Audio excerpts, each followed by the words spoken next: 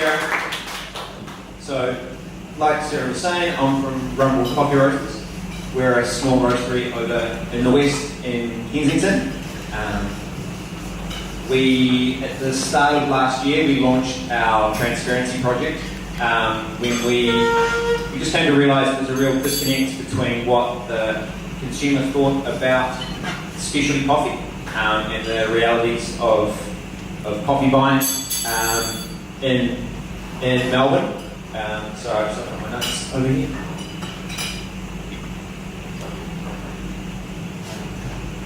So what is transparency in coffee?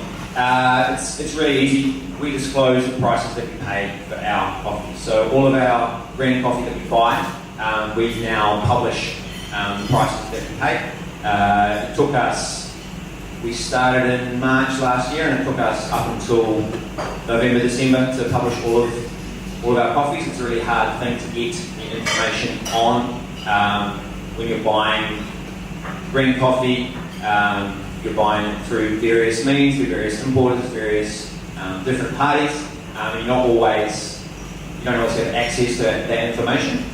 So we were very lucky to be working with lots of great partners, like Marcelo here, and these guys here who were very open with us about sharing what is some quite sensitive information.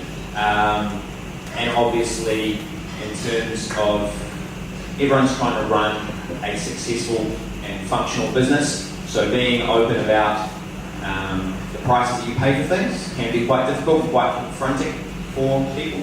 But we think it's really the way forward for coffee growers of specialty coffee to help to buffer them from the difficulties of being connected to the C market. So when coffee drops to $1 US and it costs you $1.80 to grow that coffee, and all you can get is $1, I mean that's a level of difficulty in your lives that we really cannot comprehend. So the more that we can do to help growers avoid that, the better. So all the coffees that we produce and that we buy and that we roast, we publish the price we pay for them. So each of our coffees, we've always done this, which is what lots of people do. You promote the coffee, where it's from, the various flavours and descriptors, which are all great. But the next step for us was moving onto this. So you can see the FOB price that we paid, which is the price when the coffee is free on board and ready to leave origin. The reason we use this is because it's common across every coffee growing nation.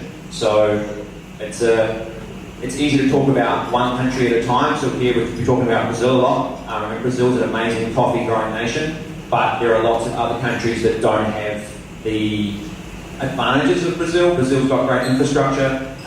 We're able to meet with growers here in Melbourne who come to visit us yearly and share their knowledge about their coffees. Many growers from other parts of the world can't do that, don't have that opportunity.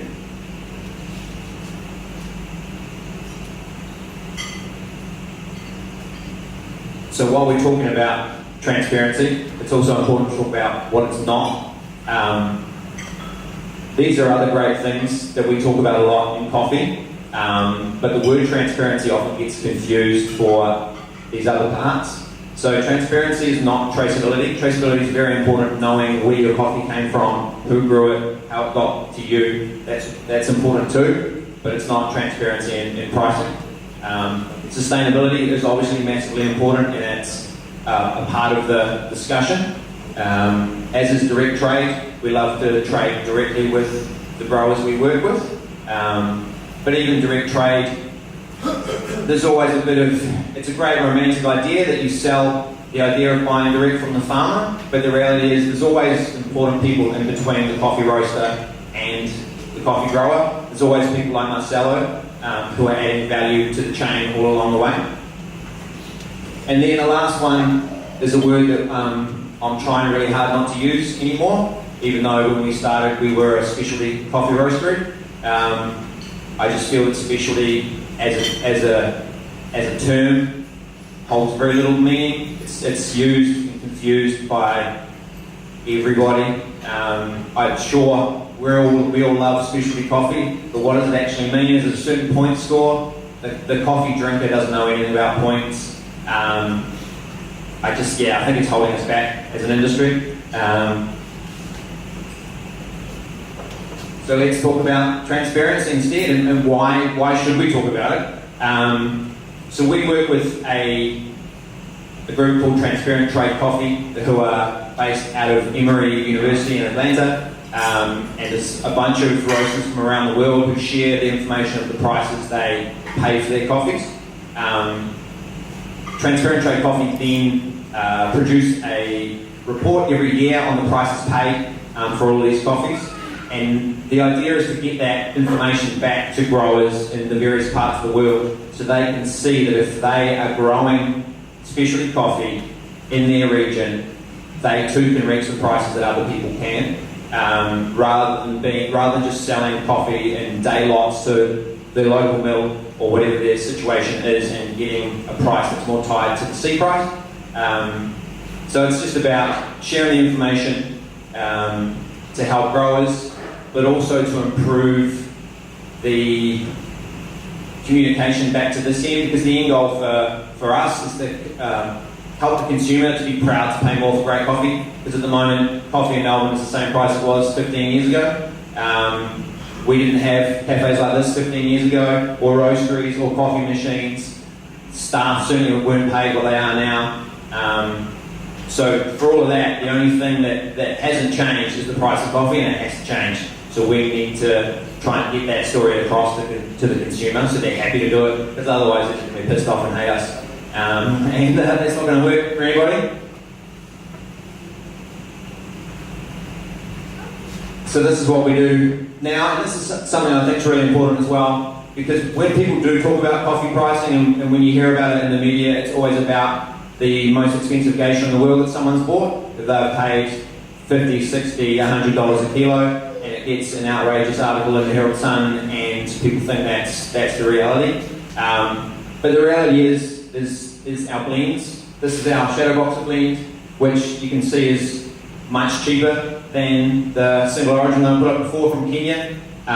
This is everybody's business, is their blends. Anything else is just your show coffee. So if you're talking about the great prices you pay for coffee and you're just talking about your expensive singles, you're not telling the full picture. So we try and tell the full picture. And with this coffee, with our Shadow Boxer, this is the last coffee that we did last year, and we realised we probably weren't paying enough. We've got some fantastic coffees in there that we love and that our customers love, but we want to pay more money for them. So we're now working to try and improve the PNG coffee that's in there, try and get a better quality coffee in there so we can be proud to pay more for it. And we'll see, hopefully we get this per kilo price up higher. We'll take it from there. So the next step for us is really trying to get the message across to the coffee consumer in Melbourne, which we still haven't quite worked out how to do. But that's the next point that we will be really pushing. Because we've had lots of great feedback from coffee drinkers who are really happy and proud to be paying more for a great coffee. They really honestly know where the money went. So we've found that the consumer is happy as long as you give them the right story. And we definitely don't think we have the whole answer or the only answer. There are other roasteries who are doing it now as well. So you can see to being transparent about all their prices. We would love to see other roasteries do the same. Especially with smaller roasteries, we are in a super competitive market, and we are competing with some big companies who are pretending to do the same things that we do, and we're not winning. So this is our shot to try and improve it. Yeah. Thank you.